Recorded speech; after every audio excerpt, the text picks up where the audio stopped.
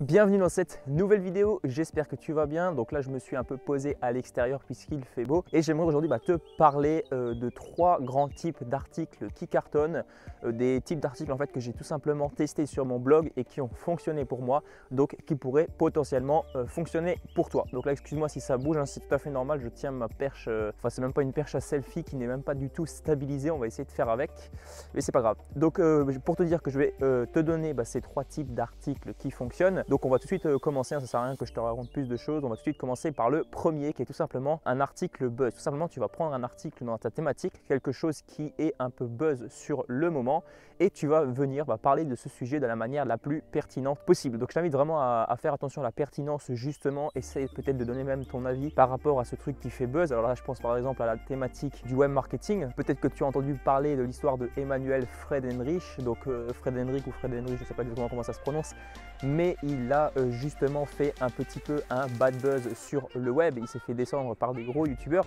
et ça c'est un type d'article ou de vidéo YouTube qui pouvait, voilà, super, je récupère des chenilles en faisant des vidéos. En fait, voilà, pour te dire que c'était le type d'article qui fonctionnait vraiment à ce moment-là. Donc c'est bien dans un certain sens, mais il y a également un côté négatif. Le côté négatif, c'est tout simplement que lorsque tu vas faire ce type d'article, tu vas avoir une montée fulgurante sur ton blog de trafic. Par contre, le gros inconvénient, c'est que ce trafic n'est pas vraiment qualifié. Ça va plutôt être des touristes, ça va être des gens qui vont cliquer parce que voilà, ils ont vu un titre qui clique, un titre qui est accrocheur, qui incite à cliquer. Mais par contre, derrière, ils ne vont pas forcément s'abonner à ta newsletter, ils ne vont pas forcément venir t'acheter tes produits. Ils vont lire l'article, voilà, ils vont peut-être le partager. Ça va devenir quelque chose de viral.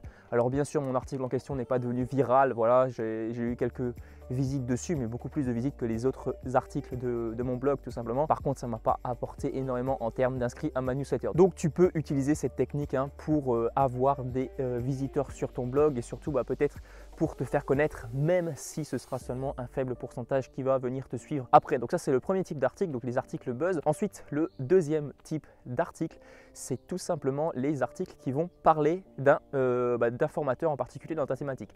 Alors je ne sais pas du tout dans quelle thématique tu es aujourd'hui. Moi par exemple, je suis dans la thématique, alors pas du web marketing, mais de la création de contenu. Donc à la base, je me suis lancé plutôt dans l'optique de me lancer dans le web marketing, mais j'ai vite vu qu'il y avait beaucoup trop de concurrence et qu'il fallait que je me différencie au maximum. Donc je me suis plutôt orienté vers la création de contenu. Et ce que j'ai fait en fait, c'est que j'ai écrit plusieurs types d'articles sur des créateurs de contenu, sur des web marketeurs, sur des personnes inspirantes. Et ce sont des personnes dont le nom est recherché très régulièrement sur internet.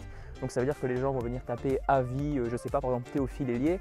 Donc moi c'est ce que j'ai fait par rapport à Théophile Hélier, j'ai fait un avis sur sa formation pour la simple et bonne raison que j'ai suivi cette formation. Donc je peux donner mon avis, je peux vraiment donner des conseils aux gens qui voudraient peut-être se lancer avec Théophile Hélier. Peut-être que toi tu veux te lancer avec Théophile Hélier. Voilà, c'est vraiment ça que j'essaye de faire, donc de donner aux gens un peu mon avis personnel, les points forts de la formation et surtout comment ils peuvent à leur tour peut-être se lancer avec ce formateur et comment ils peuvent s'inspirer de leur réussite. Donc ça c'est très bien, c'est un truc qui fonctionne. Honnêtement, c'est un des articles qui me rapporte le plus de visiteurs par mois.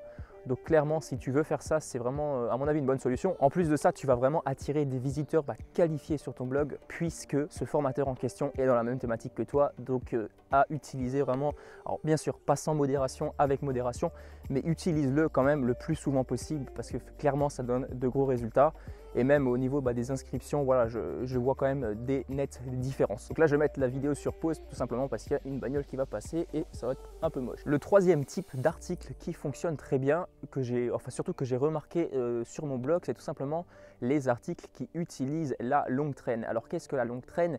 C'est tout simplement des expressions de recherche bien précises, bien ciblées. Donc ça veut dire que lorsque tu vas taper un mot-clé en particulier sur Google, tu vas voir différentes suggestions sur ton moteur de recherche. Donc des expressions beaucoup plus précises. Alors bien sûr, ce type d'article, ça t'apporte pas du tout beaucoup de trafic, ça t'apporte pas énormément de trafic. Tu auras en moyenne peut-être 2-3 visites par jour qui vont être ajoutées grâce à ces articles. Donc grâce à cet article, plutôt un article va t'apporter voilà 1-2 visites. Quelquefois, ça va être 5 visites par mois. Par contre, ce qui est très intéressant, c'est que tu peux cibler, comme je l'ai dit, de manière ultra précise, vraiment une question que se pose l'utilisateur. Et ça, c'est vraiment très important, c'est vraiment très bien, je trouve, puisqu'en fait, tu vas vraiment pouvoir te spécialiser un maximum sur une expression de recherche. Et en plus de cela, si cette expression de recherche a vraiment un potentiel commercial, donc sur tes mots-clés, lorsque tu regardes un peu sur les différentes plateformes de recherche de mots-clés, tu vois le coût par clic AdWords, donc ça veut dire le coût par clic que les gens devront payer, donc que les annonceurs devront payer pour tout simplement que les visiteurs viennent cliquer sur leur publication. Donc ça veut dire peut-être qu'ils devront payer 50 centimes par clic.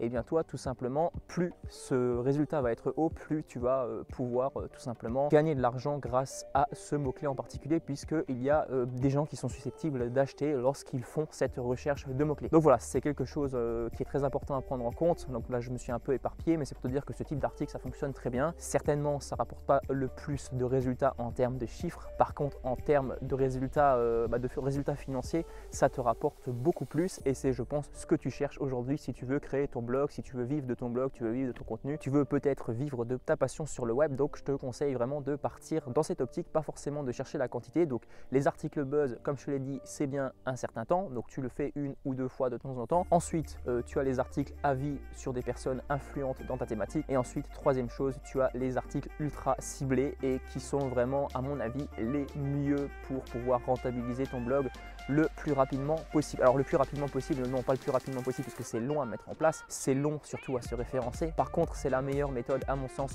sur le long terme. Donc voilà pour cette vidéo. Si tu as des questions, des suggestions, n'hésite pas à me mettre tout ça dans les commentaires. Je t'y répondrai avec un grand plaisir. N'oublie pas que je t'avais fait une vidéo récemment dans laquelle je te disais que je répondais à toutes tes questions. Donc pose-moi toutes tes questions. Si je te réponds pas directement dans le commentaire, c'est tout à fait normal puisque je prévois une vidéo justement faite pour ça. Je te dis à très bientôt pour une prochaine vidéo. Allez, ciao!